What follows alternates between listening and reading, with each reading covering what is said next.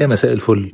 قعدنا مع ابيسود 4 اللي نبتدي فيها نتكلم عن النتوركينج فاندامنتالز للديف اوبس.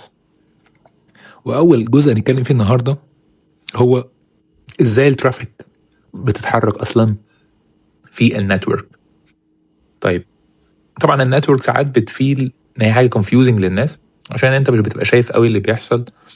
الايرورز ممكن تبقى ساعات فيج، كل حاجه شكلها اب بس مفيش حاجه شغاله.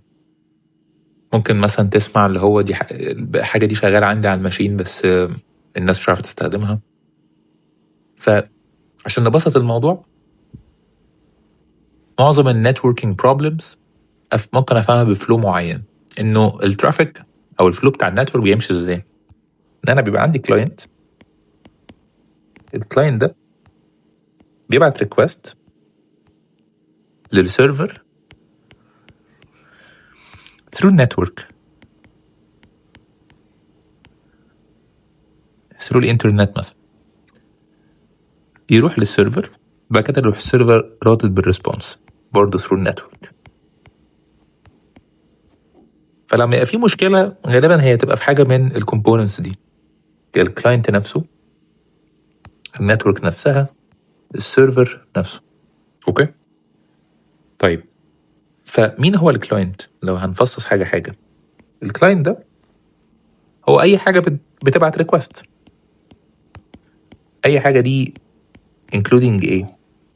ممكن يبقى موبايل اب، ممكن يبقى البراوزر، ممكن تبقى باك اند سيرفيس اصلا هي في الفلو هنا بتاكت از الكلاينت، ممكن تبقى كذا حاجه. بس بالنسبه لي الكلاينت هو اللي بيبعت الريكوست. فمحتاج دايما ابقى عارف كديف ابس انجينير هو مين عندي الكلاينت. لو انا بديبج مشكله، مين عندي الكلاينت في الوقت ده، في المشكله دي تحديدا مين كان الكلاينت ويرن فين، وهل هو انسايد ولا اوتسايد النتورك. لو احنا كل ده حاطينه في نتورك بتاعتنا احنا برايفت، لما بترد على الاسئله دي ممكن تلاقي في مشاكل كتير اوريدي اتحلت. كومبوننت مهم قوي لازم نبقى فاهمينه، او هتلاقينا ترم بنسمعه كتير، هي حته الاي بي. الاي بي ادرس هي حاجه بتايدنتيفاي الماشين، حاجه اقدر بيها ايدنتيفاي الماشين. فهو الاي بي ادرس ده هو انا مثلا هنا دي النتورك بتاعتي، فانا هنا مثلا عندي ماشين تانية، ماشين تالتة، ماشين رابعة. ماشين هنا قصدي بيها يعني كمبيوتر عشان نبسط الموضوع. فاحنا هنا في نتورك معينة، النتورك دي ممكن تبقى public او private. كل ماشين من دول انا اقدر اعرفها ازاي؟ بعرفها بالعنوان بتاعها. العنوان بتاعها بالنسبة لنا هو الاي بي ادرس. فكل ماشين من دول ليها الاي بي ادرس بتاعها، والاي بي ادرس طبعا كفورمات يختلف. هو انت في برايفت نتورك، انت في برايفت كلاود نتوركس، ولا انت بابليك. فالمهم ان انت تبقى عارف بالظبط الادرس بتاع الماشين اللي انت عايز تكلمها، لان انت ممكن تكون بتكلم اي بي غلط ومش عارف هي ليه الحاجه مش شغاله. انت في الاخر لازم تكون بتكلم الادرس الصح بتاع الماشين اللي عليه الابليكيشن بتاعك.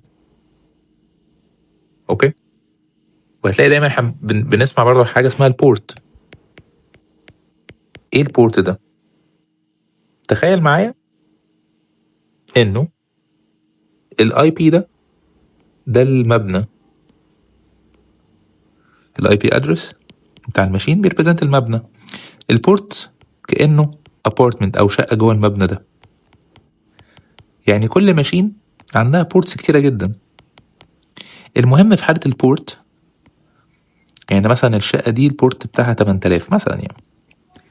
ف ايه علاقه ده بالسيستمز والابلكيشنز اللي راننج؟ هتلاقي دايما انت الابلكيشن بتعمله راننج ده، انت بتقول انا عايز ارن الابلكيشن ده اون بورت 8000. يعني ايه بيرن على اون بورت 3000؟ يعني هو مستني يحصل معاه كونكشن. وفي الويب ريكوستس بتبقى نوعها تي سي بي عشان تبقى ريلايبل، بتبقى ابطأ شويه بس تبقى ريلايبل عن اليو دي بي اللي هو بتاع الستريمينج، بتاع الحاجات اللي هي ممكن تبقى عايزينها اسرع بس مش مهم الريكوست يوصل مظبوط كل مره. مستني حد يعمل كونكشن معاه على البورت ده، فالاب بيلسن على البورت ده. فانا لما احب اوصل للاب محتاج اوصل للاي بي الصح اللي هو رقم المبنى على البورت الصح اللي التاني مستنيين عليه. فلو اي حاجه من دول غلط طبيعي ان انا مش هقدر اريتش الابلكيشن بتاعي، طالما طبيعي ان انا هلاقي ان في مشكله، ان السيرفر او الماشين دي راننج شغاله تمام بس انا مش شايف ان الحاجه شغاله. ليه؟ في هنا ممكن يبقى في مس ماتش ما بين الاي بي اللي انت بتكلمه والبورت اللي انت بتلسن عليه، ان لازم يكون ده متوافق من ناحيتين. فليسننج يعني كونسبت انه الاب بيلسن على بورت زي ما قلنا، ان انا مستني incoming connections، البروسيس از راننج دلوقتي مستني incoming connections تكلمني على البورت ده. ولو الاب وقع او كراشت خلاص البورت ده مفيش حاجه بتلسن عليه، حتى لو الماشين نفسها up and running، يعني الماشين نفسها شغاله، السيرفر نفسه شغال، بس الاب كراش البورت ده خلاص ملوش لازمه. ماشي، يبقى احنا هنا اتكلمنا عن الاي بي ادريسز والبورت كاوفر فيو، وده الفلو بتاع اي نتورك ريكوست. فامتى اقول على ريكوست ان هو ناجح؟ لو هنتكلم امتى اقول على ريكوست ان هو سكسسفul، تم بنجاح يعني، امتى؟ لو الكلاينت هو عرف يروح فين، خلاص عرف where to go، عرف هيكلم مين، والنتورك نفسها سمحت بالترافيك، لان في كيسز انا ممكن امنع الترافيك، وان السيرفر ريتشبل، انا عرفت اوصل للسيرفر، انا عارف انا هروح فين ككلاينت، بس في نفس الوقت السيرفر بتاعي ريتشبل، مش داون او مش في نتورك مختلفه. وطبعا ان يكون الاب از listening على البورت زي ما قلنا او زي ما شرحنا في الحته اللي هناك، وطبعا انه الاب يرجع الريسبونس. ده كده معناها ان ده فلو ناجح، ريكوست ناجح. اوكي، فمهم قوي ان احنا نبقى فهمنا البيزكس دي او الفاونديشنز دي. ده البيزك خالص بتاع اي ريكوست بيتم على النتورك بنقدر نشوفه. فزي ما قلنا والحته دي هي اللي ممكن يحصل فيها معظم المشاكل. الاب شغال بس بيلسن على البورت غلط، السيرفر ريتشبل بس في النتورك هنا عاملين فاير وول، عاملين حاجه بتمنع الترافيك انه يعدي. دي ممكن نتكلم عليها اكتر قدام.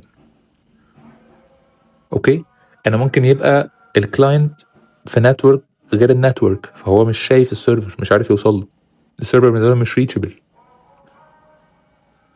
طبعا في جزئيه مهمه قوي برضو نعمل لها منشن هنا، وهي فكره الدي ان اس.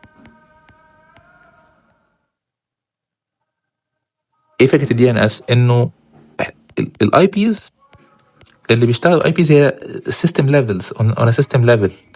لما يجي سيستم يكلم سيستم او ماشين بتكلم ماشين بيتكلموا بالاي بيز، دي الحاجه اللي هم بيفهموها.